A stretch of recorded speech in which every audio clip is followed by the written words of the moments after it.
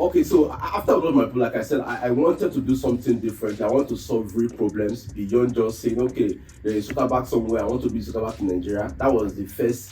The first way I started the whole journey. But I want to do something different. And fast forward to 2017, 18. I want to solve real problems. I started doing research and the like. So we have the opportunity of Uber then in US, which I did a lot of research about how they function. And I remember I just moved into a new apartment in Sunshine Gardens in Ondo State. If anybody's familiar with Akure Sunshine Gardens, so I had to like drive about close 30 minutes back to my previous residential area to access my dry cleaner. And one day I just thought like, why we so one day I was driving back into the estate, I saw someone giving me a flyer of a laundry. And when I checked the address, it was just 3 blocks away from my apartment in that same estate. I felt like, wow.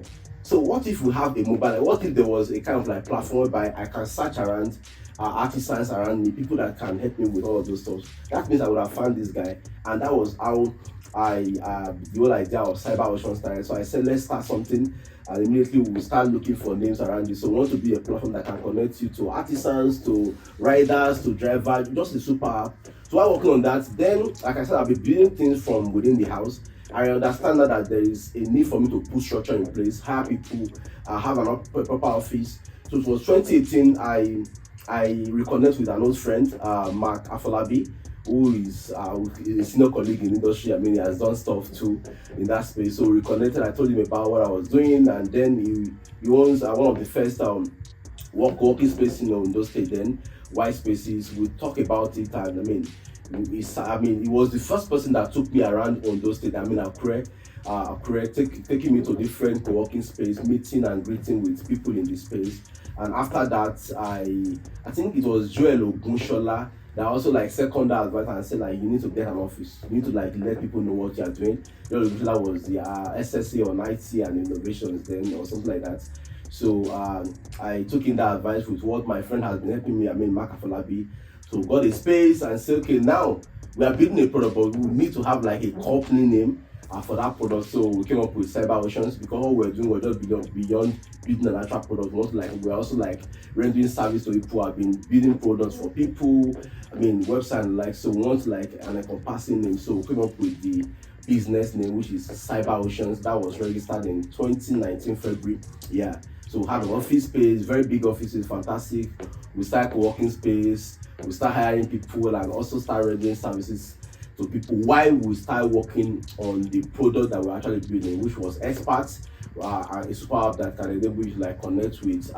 You can do almost everything you need to like do every day. We start building that product while we start rendering services to people and the like. So that is how Cyber Oceans came in place. So Cyber Oceans was not a product, but like a company name, like a modern name for what we were building as at that time, rendering services, media, tech services, and tech solution, just rendering different services across border, then just trying to like make money while building that solution. Talking about Expert, no, Expert is one product that each time I talk about, it's a product that gives me joy.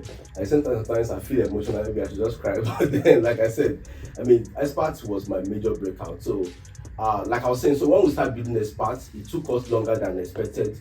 We didn't really have the tech talent to work with here, so we have to like contract out to companies in India working for us on the product. So while working on that product, it took longer than expected. It was also be like a 6-month program, became 1 year, 6 months. So before Expert, we only have Uber and Uber and Bolt, in Nigeria. None of them was in those states. So it was something that we're building like to say, okay, like we are not even trying to like target the Lagos market. We want to like build for the Ondo state in Africa, whereby so even our roadmap was expanding from Ondo state to Ekiti state to Osun state, and even when we are planning to extend to other African countries, we're not targeting the Lagos in Kenya, the Lagos in Ghana, we're targeting the Ondo state, the Ekiti state. Those were our plans.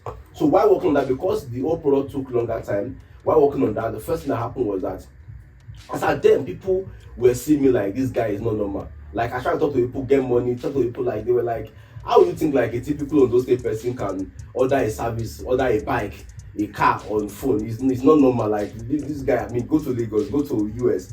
That was the response I was getting. So people believe that this will not work. So, but we believe on what we're doing. While building that product, we have Opay launch that time, and Ondo State was I think one of their catchment area.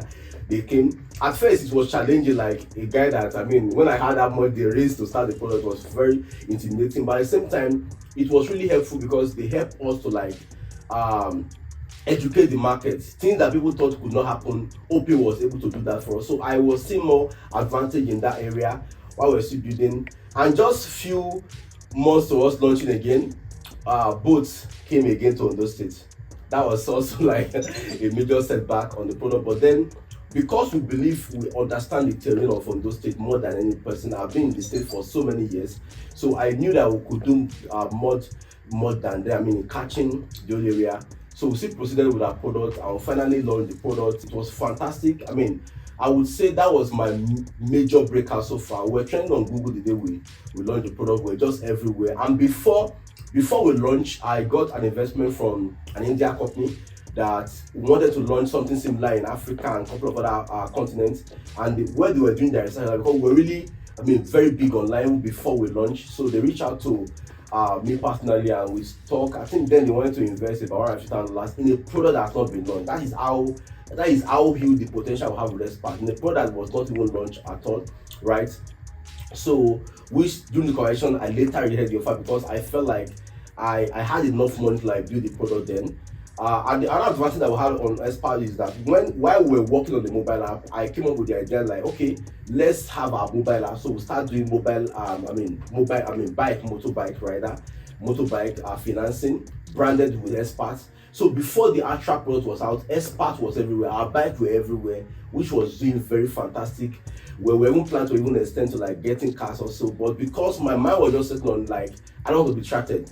These bikes are not our product. I mean, the major product we actually build as part is the mobile app, the super app that you can do everything on the mobile app, right? So, and we finally launched Expert. It was the happiest day of my life, and we launched the product. It was fantastic, and within just 24 hours, I had a debt of $900 on Google. Why? How?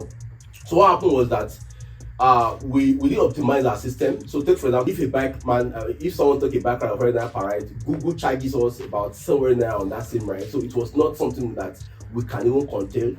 So after 2-3 days, the debt was really increasing. We had no choice than to say, let's shut down this product. We shut it down. We called in our engineers. Then we already had local engineers working on the product. We had to like, it took us about 2 months to optimize locally to reduce those costs. And after we were done with that, we still had, we still proceeded. By then, we already running out of cash because we have all our servers running for about 1 year, 6 months before the product was launched. And after 3 months, we will launch Expert. And this part is the most emotional part. After then, we were actually out of finance, right, to fund marketing. And we went to like go big on the market because now we have competitors like Opay, so we need to like dominate the market. We plan to, I think one of our market strategies was like have about 40 billboards in the capital of Ondo, which is Akure. And we already rented about 10 of those billboards. And just in 24 hours, our billboard got missing. What happened? We were looking for it everywhere. We figured out that it was on those deciding that took our billboard down. I don't know up to now, like, because I personally met with the chairman before then. I don't know what actually happened. He stopped picking calls and the like. So that was a major discouragement. I felt like we were doing something huge for the state that we should be encouraged, and we're not even know that we didn't pay for those stuff. And for that to happen, it was like a major setback. And I started. That was the first time I regret. Like if I had knew, maybe I would have taken that investment that I've rejected, and maybe again another regret I have, maybe would have launched in a better, another place. But then the love I have for those states has always been there. So it's not just about building solution for myself, having a company, it's about developing the stage. So after that time, the product was now running perfectly, right? But then our monthly running cost was over ₦1 million, and there was no money for marketing. And that was around that time, at the same time that crypto market was down. So all my finance was so down, and we just shut it down. We have to I just woke up one day, I told my team that we're going to suspend Expert. It's like a dream. It was like something that would never happen because people were actually waiting for that product. We already have users, but I just felt like, I'm not deceiving myself. We don't have the finance to run this product again. I made a public announcement about it that we are suspending service on Expert. We suspended it. One biggest mistake I thought I have in Expert was that before we launched the mobile app of Expert, like I said, we have our motorcycles everywhere. motorcycle finance that we're doing was everywhere, was really growing, right? We don't have before they will have Mastercard that did the same thing in those states, which I think failed, but we were perfectly doing that very well. Nobody was owing us. We had our way of tracking and every other thing. But I think the mistake I made was that I had something that was wrong with the motor bike financing of experts. I had to sacrifice that thing that was working for the passion that I have for the mobile app, which was the main thing I want to like learn. So I felt like probably I should have just had those motorbike running, because at some point the cash inflow from the motorbike were using to like finance the the mobile application development and likes. So it was not sustainable for us anymore. We could not buy new bikes, the mobile app, and now we even have like, it was like government was beefing us again. So like, where do we even run to, right? And I'm this person that, as much as I have people, I was very close to the governor's son there, but I felt like I was not doing something illegal. I was doing the right thing. I'm not owing anybody. Like, whenever they bring any bill for us to pay, we pay it. I felt like I shouldn't lobby for some things, which was maybe another mistake. Maybe I would have voiced out, reached out to the next people I need to reach out to, like, for support. But I just felt like, I mean, this was just too much for me. Be a young guy, I mean, just doing stuff. Now, I thought that majorly people thought that they were looking at, because the way we came out was bigger. I mean, was very, very big. So they said that we even intimidated our boats. I could recall some of our drivers then, they said that the day we launched, both had to call all their drivers that they suspended, because our advert was everywhere. We were trending on Google. So I think this one was more. So I just felt like we attracted a lot of things that we shouldn't attract at that time. Whenever we have any government agency come to our office, they are coming with 1 billion that I don't even have idea of, like, where is this thing coming from? We don't have this money. They are comparing us to both. Like, this is just a young guy just trying to like do something in this community.